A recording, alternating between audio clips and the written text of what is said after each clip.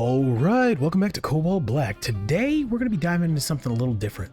My top 10 indie games of 2025 you've probably never heard of.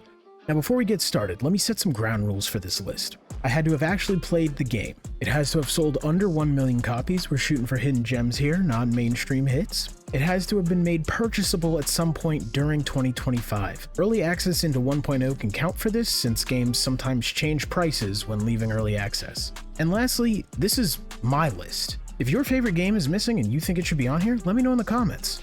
Also, quick disclaimer, I didn't start doing daily Let's Plays until August this year, so some great games that came out in 2025 before that might have been missed. However, that doesn't mean games before August aren't included. You'll see what I mean in a minute. Alright, let's get it. Coming in at number 10, we have Dice Gambit.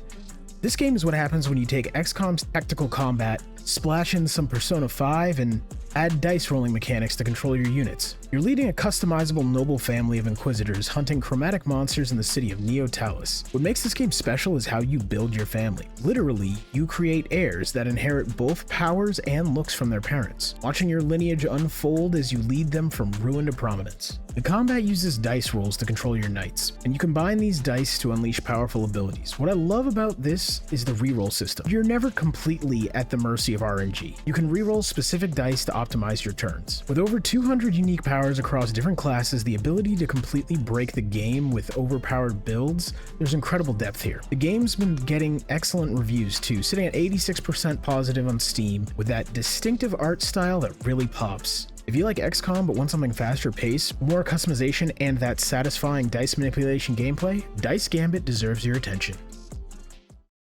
At number 9, we've got Metal Bringer, and this one came out in March 2025, which is exactly why I said games before August aren't excluded. This is from the same dev as Samurai Bringer, and it's a roguelite action game where you control customizable android soldiers called Labor, and giant mechs called Arms. The customization here is insane. You can change colors, appearances, swap parts, completely change fighting styles. What's really cool is the progression system. You strengthen your Labor by installing apps that you get from defeating enemies. Yeah, you heard that right, apps. When you die, you lose all your installed apps, but you can analyze their data to unlock them permanently for future runs. The game uses voxel art with real-time pixel generation and ray tracing for these beautifully lit environments.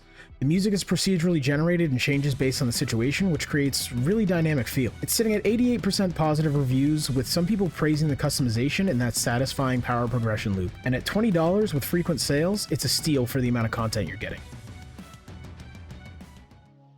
Number 8 is Vellum, a co-op literary roguelite that just hit full release May 2025 after nearly a year in early access. The game has one of the most unique themes I've seen. You defend magical books using ink-based spells. The game has 6 signature inks that are basically character classes. Vampiric red that feeds on health, overwhelming blue with damage over time, green that lets you command an inkling pet, plus pink, yellow, teal, and orange. Combat is this third-person action shooter where you're conjuring attacks using dice, anvils, sewing needles, all these fantasy and literary themed weapons. You can customize your spellbook mid-run with over 300 powers and augments. Runs are quick, 20 to 30 minutes, which is perfect for that one more run mentality. It's clearly inspired by Risk of Rain 2, with this really cool magic-focused twist. You can play solo or with up to 3 friends online or couch co-op, but wait, there's more. Vellum has raids. Yes, you hear me, full-on boss raids. They're legitimately challenging. While it doesn't do the whole now you have a massive party MMO thing, the bosses are truly the stuff of old WoW raids. This game is sitting at 90% positive reviews. If you're into co-op roguelikes and want something that feels fresh with that literary magic aesthetic, this is absolutely worth checking out.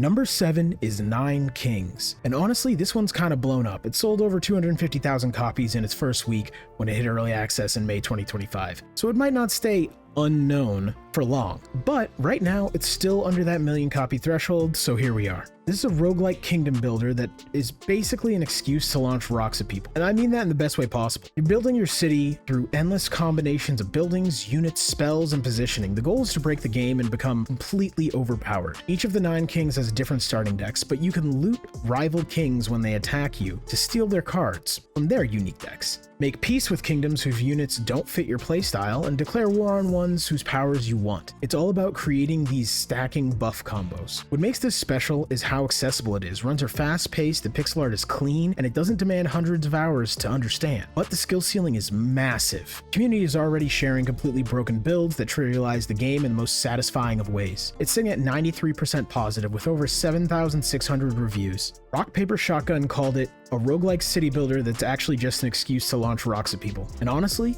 they're not wrong. Coming in at number 6 is Decktamer. This one's got a brutally unique hook that's not for everyone. It's a deck building roguelike where you have to tame your enemies and add them to your deck. But here's the kicker. When one of your creatures dies, its card is gone forever. Permanent permadeath for your deck cards. You're descending into this giant crater called the Abyss, and the creatures down there have mutated with abilities they shouldn't have. You can transfer abilities from one creature to another to create these devastating combos. Every turn, each of your cards can use a move. It's very tactical, planning out the optimal play. One review I saw said if you play XCOM 2 and save scum every time your favorite soldier dies, this one isn't for you. And yeah, that's fair. This is for people who embrace the loss and the challenge of rebuilding. The game forces you to be methodical and precise. You can't just brute force your way through. You need to understand the mechanics and approach each fight strategically. Sitting at positive reviews from players who get it. If you want a deck builder that actually punishes mistakes and makes you think carefully about every decision, Decktamer delivers. At number 5, we have The King is Watching, which has one of the most clever gameplay gimmicks I've seen in a while. Everything in your kingdom works only when you're looking at it. Fields harvest crops, mines dig for resources, knights train, but only under your gaze. Look away, everything grinds to a halt. Your attention is literally the engine that drives productivity. It's a roguelike kingdom builder where you're managing resources like water, wheat, stone, coal, and silver. You're constantly making choices. Do I focus on farms for food, mines for money, or barracks for defense?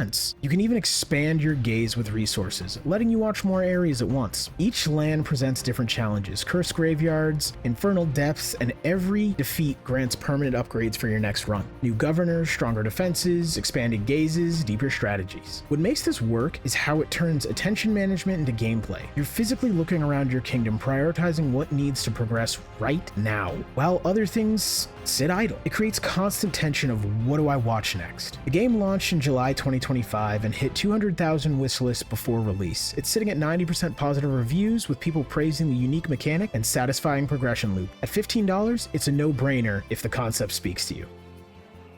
Number 4 is Hell Clock. This one's a wild combination. Imagine Path of Exile meets a roguelike, set in a dark fantasy version of Brazil's 19th century War of Canudos. You play as Paiju, a warrior fighting to rescue the soul of your fallen mentor. The game's an ultra-fast ARPG where you're blasting through dungeons with endless loot, creating powerful builds through relics and combinations. What stood out to me was how fast everything moves. Runs are designed to be about 20 minutes. All that Path of Exile build depth condensed into these quick, intense sessions. You've got lightning fast knife strikes, you can smash enemies with a giant bell, rain rapid fire from your sidearm. The loot system is deep. Ancient relics infused with resistance powers, stacking multiplicative buffs to break the game. Distinctive saturated dark fantasy art style really helps it shine. Not to mention the reason it's named Hell Clock. Each run, you are under a timer. That's why everything's so fast. You're trying to get to the end before time runs out. Because when it does run out, there's no bargaining, there's no power, you just die. It launched in early July of 2025 for $20 and has been getting solid reviews from people who want that ARPG fix without the 100-hour time commitment. The fact that it's based on actual Brazilian history with this dark fantasy twist makes it feel fresh in a genre that's usually medieval Europe or generic hell settings. Before we get to the top 3, let me throw out some quick honorable mentions. Death Howl. This Souls-like deck builder isn't fully released at the time of recording, but the demo has been getting crazy positive buzz. You're playing as a grieving mother navigating the spirit world to bring back her son. The combination of Souls-like elements with tactical card battles looks incredibly promising. I do have a video of it on the channel and it'll be in the description if you want to check it out for yourself. The game releases December 9th, 2025. Keep an eye on this one.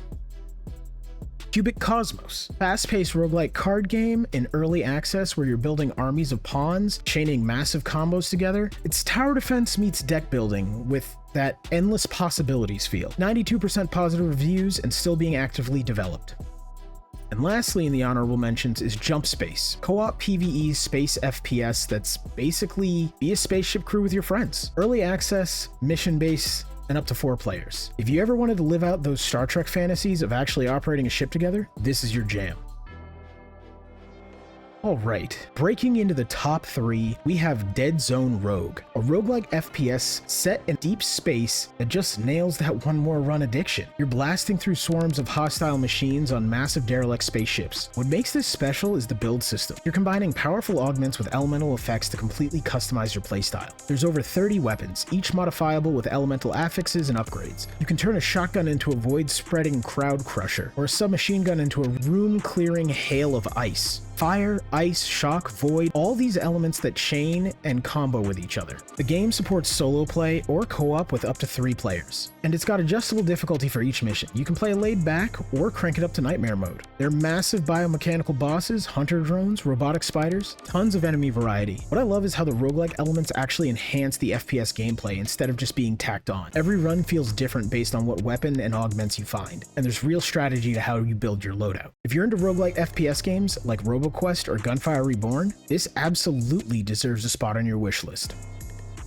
At number 2, we have Aethermancer. This is from the creators of Monster Sanctuary, and it's basically what if Pokemon met roguelikes and actually made permadeath work. You're forming bonds with monsters to guide your party of 3 through turn-based battles where every action matters. Here's the hook. When your monster dies, it's gone, permanent. But you can rebirth their souls, and your bond with them carries over. They come back stronger from previous lives. The combat is this deep tactical system where you're managing 4 elements of ether, considering synergies between your monsters, purging enemy ether, setting up poison stacks, protecting allies with shields. The game has 28 monsters currently, each with a shifted variant, like a shiny, across 19 types with 443 abilities to learn. What makes this work is the meta progression. You're unlocking permanent upgrades, gathering townsfolk to liven up your village, deepening character relationships through your encounters. The procedurally generated levels keep runs fresh, but you're always making permanent progress towards multiple goals. The game's in early access, launched September 2025,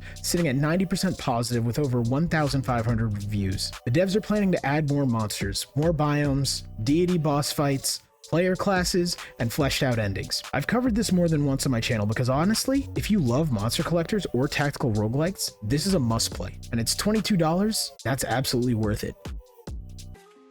And finally, at number 1, we have Absolum. This is a roguelike beat 'em up from Dotemu, the team behind Streets of Rage 4, and it's one of the best blends of genres I've played all year. You're fighting as the outcast heroes of Talama in a battle to retake magic from the Sun King Azra. There are 4 playable characters. Belandra with her fencing and necromancy, Carl the dwarf with knuckles and firearms, plus 2 others, I'm not going to spoil. Each has a completely unique moveset and abilities. The combat is chef's kiss. Rapid combo chains, spellcasting powers, magical counters, rare items. It demands skill and timing, like a proper beat 'em up. But the roguelite elements give every run meaning. You're not just trying to get good, you're building permanent upgrades, unlocking new abilities, crafting different strategies. Every run gives you different rituals that augment your abilities, maybe a static shock and combo attacks, or bouncing enemies off screen edges for extended combos. The combat has fighting game mechanics like juggling and stagger meters for massive damage on bosses, and this is incredibly satisfying to feel every hit. The art style is this gorgeous hand-drawn fantasy aesthetic inspired by Saturday morning cartoons but with real weight and impact. The game can be played solo or local online co-op where you combine elemental powers and synchronize attacks. It launched October 2025 to overwhelmingly positive reviews at 95% positive with over 2,600 reviews. At $25, this is honestly a steal. It's been nominated for the Best Independent Game at the Game Awards of 2025. If you even have a passing interest in either beat-em-ups or roguelites, you owe it to yourself to play Absolum. There you have it, my top 10 indie games you've probably never heard of. These are all games I genuinely love and think deserve way more attention than they're getting. I guess except for Absolum, that is nominated at the Independent Game Awards. If you played any of these, let me know in the comments what you thought about them. And if I missed your favorite hidden gem, definitely share it below. I'm always looking for new games to cover on the channel. Anyways guys, I'll be back tomorrow with another video. Peace out.